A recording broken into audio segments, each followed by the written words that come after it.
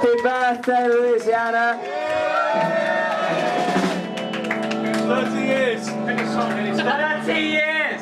30 years.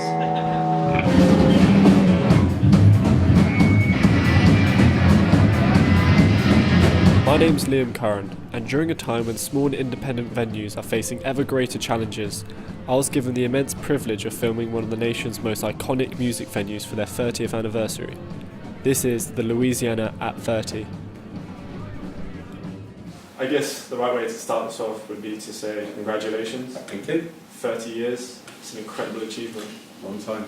Yeah. Do you have any time to sort of stop and reflect about just what that kind of means? To be honest with me, I think we are all surprised that we're still here after 30 years.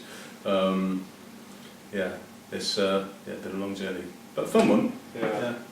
So, your long history, you've had Amy Winehouse, Muse, the White Stripes, the Black Keys, Coldplay, Sabin. What do you reckon it is about the Louisiana that kind of attracts or manages to find this talent? I think it's reputation. I think it's the fact that people that run it have been involved in music. We've got good people working it as well. Like the engineers are some of the best in the country, I think. And it's probably because it's a family-run thing as well. We're not part of some we're not a corporate thing. It is purely family-run. Yeah. So it kind of means a bit more to us probably than say some kind of faceless corporate giant. You must have racked up some incredible experiences. The third time when the Scissor Sisters played here, we had to walk them to the stage. We had to literally get about 6 people around to get them to the stage because we were getting mobbed. Stereophonics, the first time they played, there was about 15 people and most of those were staff.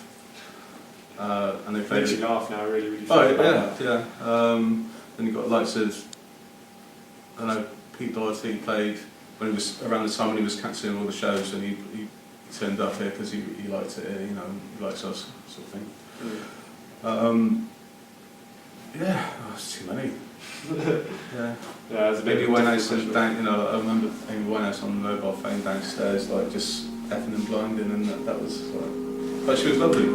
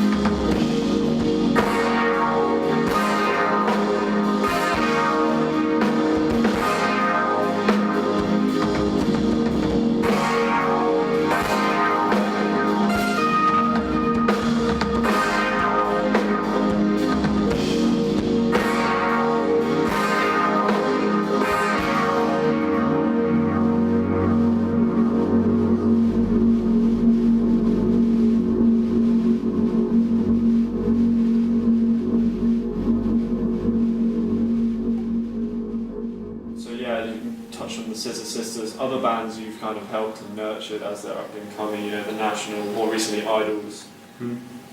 Oh, Jay used to work with us before I used to go in the bar. Really? Wow. How important are small venues like this to sort of, you know, nurturing talent? Huge. A lot of promoters that put on shows here, for them, we're probably the most important venue that they use, because if a band does well here, they can sort of pretty much gauge how they're going to do later on. Some bands it takes a bit longer, like you know, we said about Sister Sisters. First time they played it, I think they were in the charts, like top 20. But they had to play. They still didn't, like, from a live point of view, they weren't quite there yet. Yeah. So they came in and played middle slot to a local band. And then the second time they played, did really well. Third time, like I said, it was like sold out in about 10 minutes and just went nuts.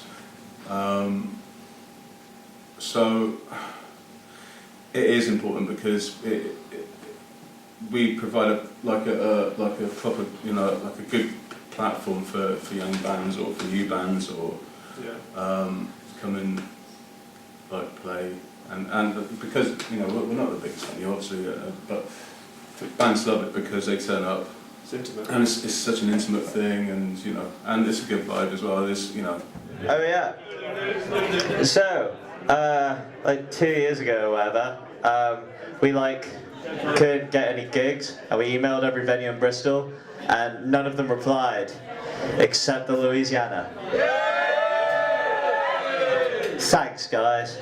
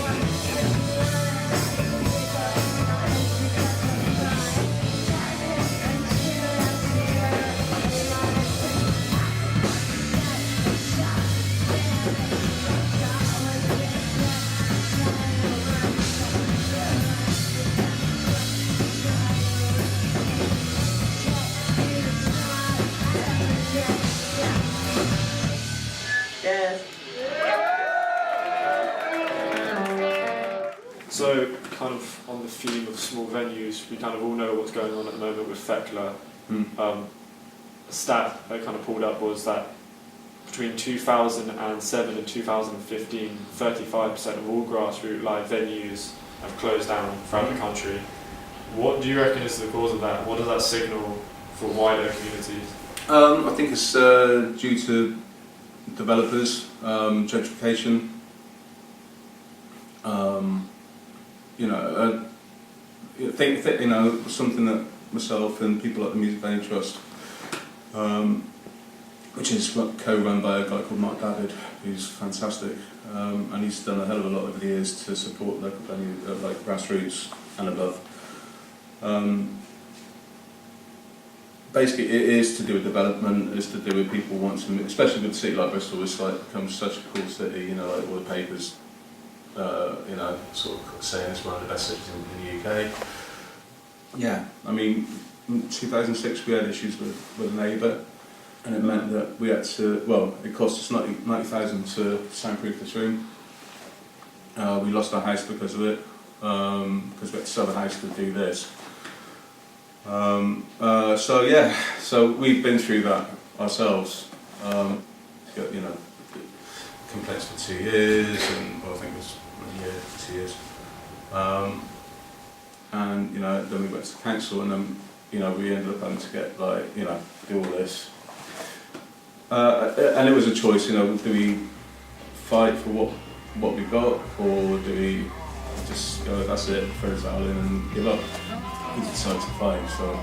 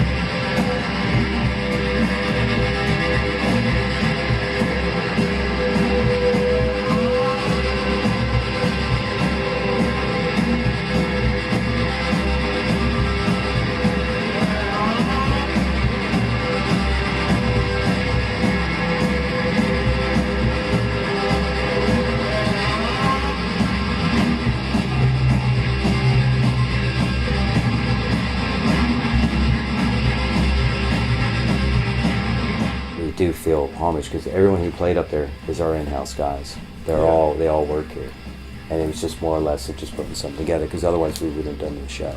It's Louisiana. Sorry, I know I'm trailing off a bit, but it's Louisiana, and we're the top 3 venue in the country, and we've been doing very good things here, and we're very, very hospitable here. That's a perfect way to kind of wrap up, I think, man. I think you need to wrap up is, in fact, support your local venues. Do it in your universities and stuff like that. Get involved.